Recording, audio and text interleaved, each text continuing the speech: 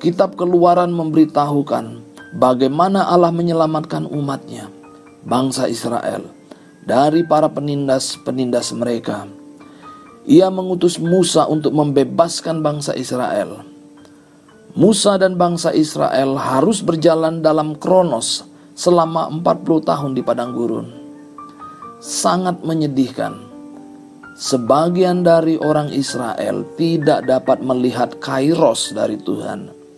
Mereka jatuh ke kronos yang lain karena tidak taat, tidak berpegang pada firman Allah. Jika kita sedang berada dalam masa kronos yang panjang, keinginan kita adalah semuanya itu berlalu dengan sangat cepat dan berubah menjadi kairos, waktunya Tuhan. Saulus yang kemudian dipanggil menjadi Paulus mengalami lawatan Allah di Damaskus atau Damsik.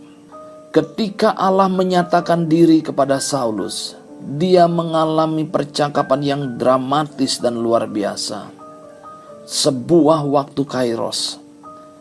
Dia kemudian berubah dari rutinitas kronos yang dia lakukan selama 12-13 tahun. Allah mengubah dia dan memberikan pewahyuan yang luar biasa. Ketika waktu tepat, Allah menyatakan diri kepada Paulus dan memisahkan dia dari kebiasaannya kepada panggilan hidupnya. Kronos diubah menjadi kairos ketika Paulus sepenuhnya melayani Allah. Jenis waktu yang ketiga adalah plero, yaitu penggenapan dari segala sesuatu. Ketika Allah mengubah waktu yang biasa, rutinitas atau yang disebut dengan kronos menjadi kairos, waktu Tuhan, itu bukan berarti bahwa proses pertarungan iman kita selesai.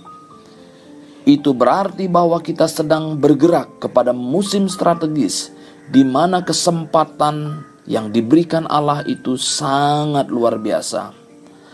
Akan tetapi kita belum sepenuhnya menghasilkan buah-buah yang lebat. Perlu ketekunan untuk membuat segala sesuatu digenapi. Alkitab berkata tidak hanya kronos dan kairos, tetapi juga plero atau waktu kegenapan. Galatia pasal 4 ayat 4 menyatakan, tetapi setelah segenap waktunya, maka Allah mengutus anaknya yang lahir dari seorang perempuan dan takluk kepada hukum Taurat. Genap waktunya mengindikasikan bahwa seluruhnya tergenapi. Seluruhnya selesai. Kairos merujuk pada kesempatan untuk melakukan tugas atau menghasilkan buah. Tetapi plero menunjukkan buah-buah yang sudah dihasilkan tergenapi. Perhatikanlah seorang perempuan yang mengandung dan melahirkan. Ada 3 tahapan yang dilaluinya: kronos, kairos, dan pleroma atau plero. Selama 9 bulan mengandung, itu adalah waktu kronos. Kemudian bergerak ke kairos pada saat mengalami sakit persalinan. Proses persalinan bukanlah waktu kegenapan atau yang disebut dengan plero. Waktu kairos bisa menjadi sesuatu yang sangat sulit dan berbahaya. Kesempatan tidak menjamin kesuksesan. Ada banyak pekerjaan, sakit, dan mendorong bayi untuk keluar. Ketika bayi terlahir dengan selamat, ibunya selamat, itu disebut dengan pleroma atau plero, yaitu tahap kegenapan. Apakah saat ini engkau sedang mengalami masa-masa sulit? Jangan menyerah. Perjuanganmu tidak akan sia-sia. Kuncinya adalah jangan menyerah. Renungkanlah murid-murid Yesus. Mereka harus bersama dengan Yesus selama 3 tahun. Kemudian kairos datang. Salib, kebangkitan, kenaikan, dan Pentakosta. Mereka sangat dekat dengan waktu kegenapan. Pada satu titik mereka bingung sebab mereka tidak tahu apa yang sedang terjadi. Allah sungguh-sungguh bergerak di belakang layar. Tetapi segala sesuatu tidak terjadi seperti yang dibayangkan oleh para murid. Selama 3 tahun bersama dengan Yesus, melihat kematiannya, menjadi saksi atas kebangkitannya. Lalu Yesus berjanji akan memberikan seorang penolong. Mereka baru berada di antara Kronos dan Kairos. Ketika mereka menerima pencurahan Roh Kudus pada hari yang ke-50, disitulah baru terjadi plero. Petrus yang semula ragu-ragu memberitakan Injil dan 3.000 orang bertobat memberi diri dibaptis. Di tepi kolam Bethesda, Yesus menjumpai seorang laki-laki yang sudah lumpuh selama 36 tahun. Dia sudah kehilangan harapan untuk sembuh. Yesus datang kepadanya dan bertanya, "Maukah engkau sembuh?" 36 tahun baginya adalah masa Kronos. Tiba-tiba Yesus hadir di hadapannya, itu adalah Kairos. Dia sangat dekat dengan kegenapan.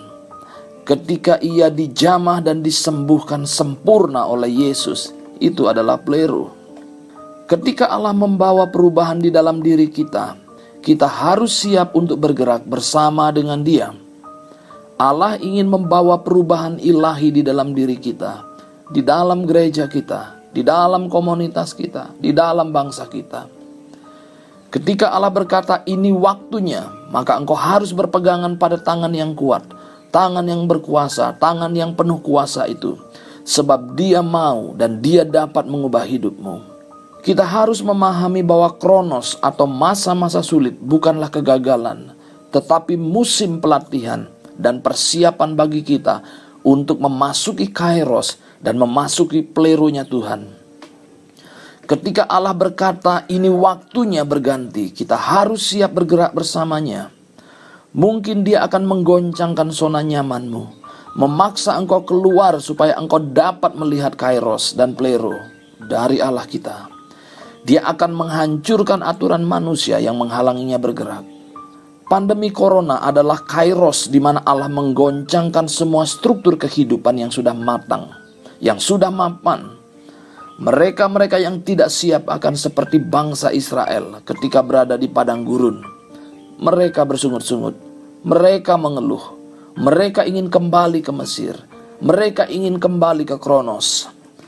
Jika Allah izinkan mereka kembali ke Mesir, maka mereka tidak akan pernah merasakan tinggal di suatu daerah yang berlimpah susu dan madu. Kita tidak dapat mengubah waktu dan situasi, hanya Allah yang mampu melakukannya. Kita hanya perlu bekerja sama dengannya. Kita perlu jangkar kebenaran dan iman yang kuat.